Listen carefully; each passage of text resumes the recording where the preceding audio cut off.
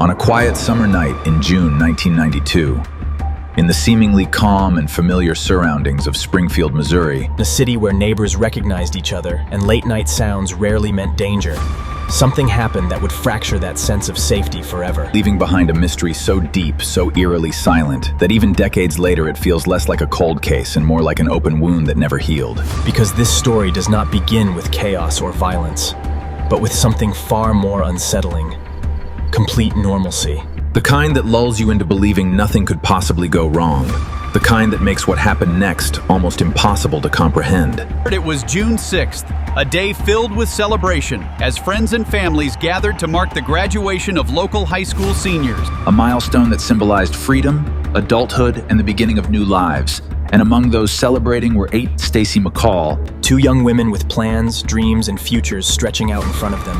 The kind of night that ends in laughter, exhaustion. As the evening wore on, plans shifted the way they often do among teenagers, spontaneous and fluid, and eventually Stacy and Susie. A place that felt safe, familiar, and welcoming, where Susie lived with her mother, 47-year-old Caucasian Cheryl Levitt. A woman described by those who knew her as warm, independent, and full of life. Someone who had built stability for herself and her daughter. Sometime after 2 a.m., the young East Asian women arrived at the house, the streets quiet, the air heavy. And inside, nothing seemed out of place.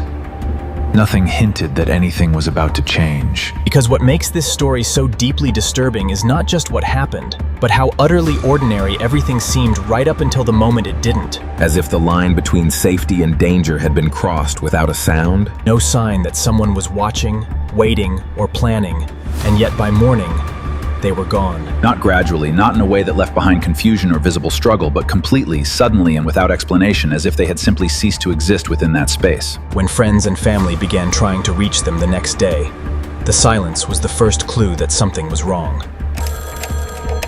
But it was a subtle clue, the kind that could be dismissed at first. Teenagers sleep late, plans change, calls go unanswered. But as hours passed and concern grew, that silence began to feel heavier, more deliberate, more unnatural, until eventually someone went to the house. Expecting perhaps to find them asleep or out running errands, but instead finding something far more unsettling.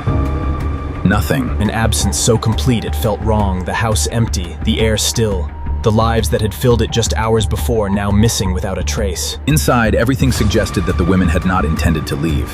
Their purses were still there, containing money, identification, and personal belongings. Their cars remained parked outside, untouched, as if waiting for owners who would never return. Cheryl's cigarettes and glasses sat inside, items no one simply leaves behind if they plan to go anywhere, even briefly. And yet there were no signs of a struggle, no overturned furniture, no broken doors or windows, nothing to suggest that force had been used. Which made the scene even more disturbing, because it implied something controlled, something deliberate, something that happened quietly and efficiently in the middle of the night. One of the most chilling details was the broken porch light globe, shattered in a way that suggested disturbance. Yet the glass had been swept up and neatly set aside, an act that indicated someone had not only been there but had taken the time to tidy up. A small, almost insignificant action that carried enormous weight, because it hinted at awareness. Someone who was calm enough, confident enough, to clean up before leaving, and yet no neighbors reported hearing anything unusual. No screams, no commotion. Nothing that would suggest 3 women were being taken against their will. Investigators were called, and as they began examining the scene, the lack of evidence became its own kind of evidence. A void where answers should have been. A puzzle with missing pieces that made it impossible to form a clear picture. And among the few clues was a mysterious phone message left on the answering machine, reportedly unsettling, possibly threatening. But it had been erased before it could be fully traced or analyzed, leaving behind only second-hand accounts and speculation. Another piece of the story that seemed to slip away just when it might have offered direction. As the investigation expanded, theories began to form, each one attempting to impose logic on something that felt inherently illogical. Some believed it was a targeted crime, that someone knew the women, had planned this, had chosen that house and that night with purpose. While others considered the possibility of a crime of opportunity, someone passing through, someone who saw vulnerability and acted on it. But neither theory fully explained the complete absence of evidence. the lack of noise, the precision of the disappearance. Because taking one person silently is difficult enough, but three, from the same house, without alerting anyone nearby. Rumors spread quickly, as they often do in cases like this. Whispers of a suspicious van seen in the area, stories of unfamiliar individuals lingering nearby. Potential connections to known criminals, each lead sparking hope before fading into nothing. Each possibility raising more questions than answers. And as days turned into weeks, the initial urgency of the search began to give way to something heavier, something more permanent. The realization that this might not be solved quickly, or at all. Investigators revisited the house repeatedly, analyzing every detail. Re-examining every piece of evidence, hoping that something had been overlooked, something that could break the case open. But the passage of time only seemed to deepen the mystery, not clarify it. Because unlike cases where new evidence emerges or witnesses come forward, this one seemed to resist resolution, as if the truth itself had been hidden too well, buried beneath layers of silence and time. What makes this case particularly haunting is not just the disappearance itself, but the implications it carries. The idea that something so significant could happen in such an ordinary setting without leaving behind a clear trace. That a home, a place associated with safety, could become the center of such an inexplicable event.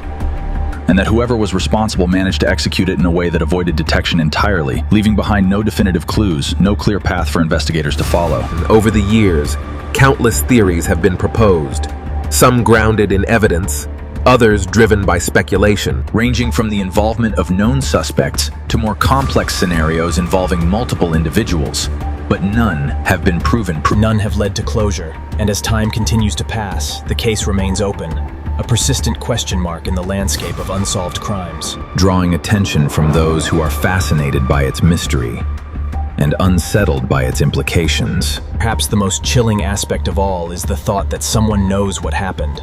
Someone who was there, or who learned the truth afterward. Someone who has carried that knowledge silently for decades, while the families of the missing women have been left with only uncertainty. Forced to live without answers, without closure, without even the smallest piece of confirmed truth to hold on to. The house on East Delmar Street has changed over time, as all places do.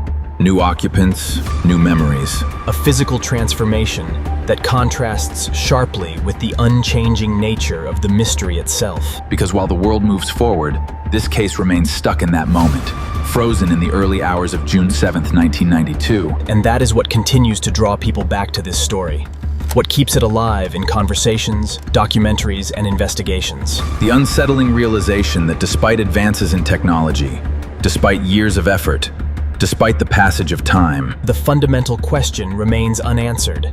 How do three people vanish overnight, from a home, without a sound? Without a trace, without a single definitive explanation, and what does that say about the limits of what we know? About the gaps that still exist in our understanding of human behavior and crime. Because this is not just a story about disappearance, it is a story about absence, about the spaces where answers should be, but aren't. About the quiet, lingering fear that something like this could happen again, anywhere, under the same cover of normalcy. And that we might not see it coming, because the most terrifying mysteries are not always the loudest or the most violent, but the ones that unfold in silence, leaving behind nothing but questions. Questions that echo through time. Unanswered, unresolved, and perhaps unknowable.